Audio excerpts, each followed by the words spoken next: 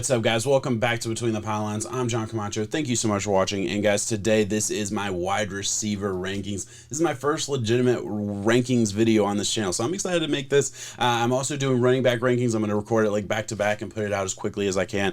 So be on the lookout for that. If you are interested, listen, every single wide receiver that I'm going to talk about, I have done a draft profile on. I'm going to have it a link in the description so you can check out the full, like my full thoughts about the player. And granted, I did some of these guys very early on, so like some of it has like changed a little bit, like as far as like my exact rankings for like certain skills. I sometimes like move it around. I revisit certain players and definitely assess and adjust as I see fit, but for the most part you'll get the essence of what I mean. I don't change anything so crazy to where it's like unrecognizable to the video I made. I'd still believe what I say, and so all those things are going to be there for you if you're interested in any of my other rankings. If you want to see more than just my wide receiver running back rankings, check out my Twitter. I'm going to put all my rankings on Twitter along with like the grades and everything that goes along with it. I'm just kind of trying to put it all out there. I'm not super active on Twitter, but I would appreciate the follow because I'm trying to be better. I know it's important with all what I'm trying to do. Need to bring out a social following. I just kind of suck at social media, to be honest with you. So I'll put that out there. You can follow me. I'll follow you back. I'm a follow back channel for the most part. So yeah, check that out. Let's get right into it. So Jamar Chase at number 1, no surprise there. For me, it's not close to Devontae Smith. You'll see a gap, 7.31 versus a 6.95. I think for me, Jamar Chase is, I do believe he's worthy of the first non-quarterback to come off the board. He really is. In my conversation, like in my opinion, it's really either Jamar Chase, Kyle Pitts, or Penei Sewell. Getting into the rest of tier 1, Devontae Smith, Jalen Waddle. I know in my draft profile, I kind of talked about Devontae Smith as like a 10 to 25 kind of guy. I see Devontae Smith very close to a Jerry Jeudy. Jerry Jeudy went 15. I have no problem if Devontae Smith goes 15, and especially in a pretty good wide receiver class. I don't think this wide receiver class is as good as last year's, and really I think it falls down compared to last year's class. I think the depth is not quite as deep, I'll put it that way, but certainly the top end talent is better at number 1, and Devontae Smith and Jalen Waddle are every bit as talented, I think, as a Jerry Jeudy coming out last year and a Henry Ruggs, excuse me. So I think it's very, very close. Amazing. These Alabama, it's just a machine how these guys go. But we know the top guys. You've heard me talk about them. You've heard everybody talk about them. Let's get into like that next tier. Terrace, Marshall, and Cadarius, Toney in that tier 2 at 4 and 5. Both guys I do think are going to go in the first round. I think that's the extent of my first rounders. You see, like my tier 1 and tier 2, that's all the first rounders I have based on my grade and the way I grade them out, right? 6 and above for me at the wide receiver position is a first round pick. Kadarius Toney is super athletic and physically gifted and has all of these tools. I could see him going ahead of a Terrace Marshall. I'm not exactly sure how that's going to play out. To me, Terrace Marshall, I've said it multiple times on my podcast, he's going to Baltimore. I'm literally not going to know where he plays if he doesn't go to Baltimore. Every mock, every conversation I've had with anybody, I want him to go to Baltimore so bad. We'll see if it happens. Maybe it doesn't. I don't know. But both these guys, I look at Terrace Marshall, I look as a guy who can just play anywhere on the field. I think I called him a checks the box player about 1 million times because he just checks every box. Like, I'm not going to sit here and say he's like as explosive or athletic, as really any of the other guys in the top 6. He's not as explosive as Rondo Moore. He's not as explosive as a Cadarius Toney, and certainly not as explosive as the other top 3 guys. But he's a notch down from that. But what he lacks in that, he makes up for with just every aspect of his game. Really good route runner, really good on the inside, really good on the outside, really good contested catch guy. Everything you want from a wide receiver, he checks the box for me. So that in essence is going to be a top 5 guy because, like, to me, the floor is so high for him. There's no way he is not a starter at any team he goes to. All 32, he'll be a starter. His floor for me is just an average wide receiver 2 on a team. But like, okay, and that doesn't sound awesome if you're talking about like a first round pick, but that's his floor. His ceiling, I think, is every bit the ceiling of, I'll say his absolute ceiling is Devontae Adams. I think like that's his absolute ceiling. I'm not saying he'll ever get there, but that's his absolute ceiling. So I'm a big fan of his. Getting into this like tier 3 range, and I have a lot of guys in tier 3. I almost added like a second tier and cut tier 3 into 2 tiers, and I'm gonna kind of explain that now. Rondo Moore and Elijah Moore. It's kind of fun how this kind of plays out. So Rondo Moore and Elijah Moore are very similar types of guy. You're talking about these gadgety, quick, smaller dudes, shot out of a cannon of explosiveness. To me, Rondo Moore is far more explosive, not far more, but certainly more explosive than Elijah Moore. But Elijah Moore has the upside of not having all the injury issues that Rondo Moore does. And that's why Rondo Moore does fall for me outside of like my first round and really outside of the top 40. I think he is going to take a little bit of a slip because we haven't really seen it since 2018, and it's just it's not really his fault. I get it. Like there's certain aspects of it that just there's nothing he can't control it. But it is what it is. That's certainly going to be an issue, especially when we're talking about a smaller dude as he is. Elijah Moore, I think you're getting a very good value for him, for what he is, for what type of player he is. I'm a huge fan of his, and he's a guy that I feel like I've seen the back in the first, beginning of the second a lot in mock drafts lately, just because like he offers the same kind of upside as a Rondo Moore. Rondo Moore would be a top 20 guy if he was healthy for all 3 years of college.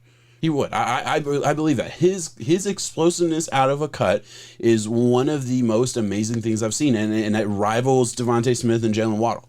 It really, and I would say, is probably a little bit better. His cut and change of direction skill, specifically, his ability to put his foot in the ground and then just be going 60 miles an hour as he's changing, like just ridiculous, absolutely ridiculous. I love it. But the injuries are an issue, and the injuries do account into my grade. I account, systemic injury issues in college.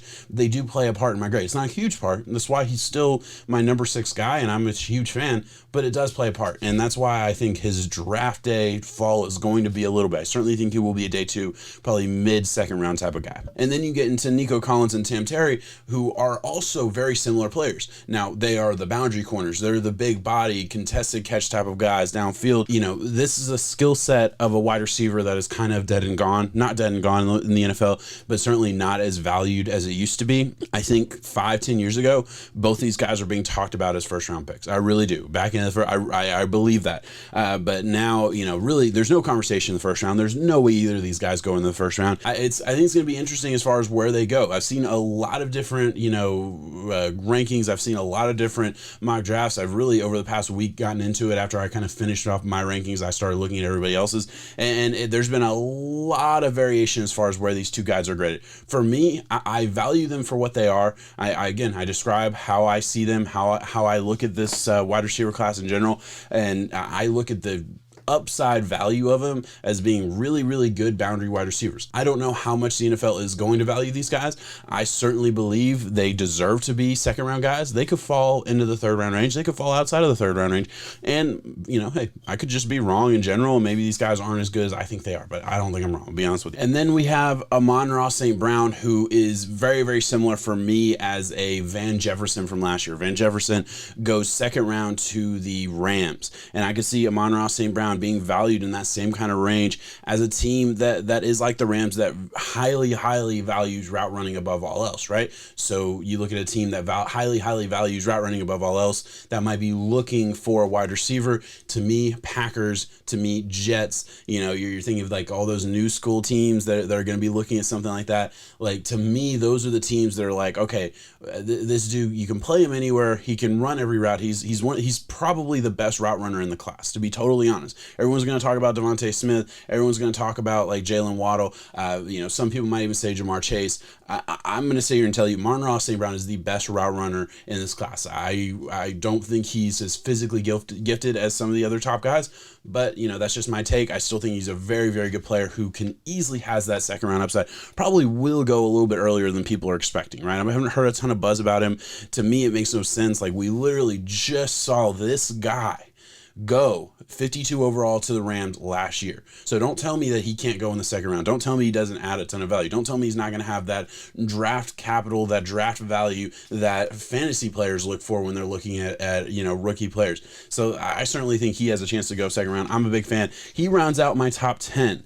And then we talk about the guy who ends up 11. And I'm not going to lie, I thought about like altering my grade just to put Rashod Bateman in the top 10 to kind of hedge my bets a little bit on my take for Rashod Bateman.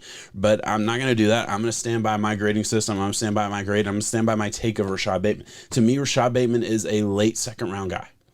Whoa, everyone's going to shit on me because he's been getting ranked in like the top 20, top 25 and all that. And, you know, first round all the time. Like, he gets that buzz and I don't get it at all. I don't. I haven't gotten it the whole time. Rashod Bateman was one of those guys that I watched really early on just because, like, okay, oh, this is a first round pick. Let me get a look at him. And then I'm watching, oh, I don't get this. I don't see first round. I don't. Okay. And then I wait a little while, didn't do a draft profile on him for a long time, get back into it, look at him, and like, oh, you know, I guess I see some aspects. Like, he's a good player.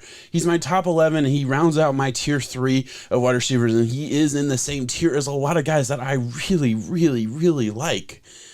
But to me, I'm talking about him in a negative light because I don't see first round grade. I don't see top 40. I really don't. I think he could sneak into the top 50, but I really do think he's a late second round, early third round talent. And the reason I see him falling that far in this draft is truly just because I don't see the athletic upside. I really don't. I think his ceiling is, you know, Keenan Allen. Keenan Allen, big slot guy. Rashod Bateman could be a big slot guy. Keenan Allen is a special route runner, and Rashod Bateman certainly has the potential to be that at the next level. I don't think I saw that this year. I saw a really good route runner, very good route runner, very positive grade for me at route running, but I didn't see special. I didn't see elite. It wasn't like a Van Jefferson. It wasn't Devontae Smith. It wasn't, a Monroe St Brown. I didn't see it at that level. I just thought it was really, really good. And the rest of it was just okay for me. Like, okay, he's a big slide. He's not like super quick.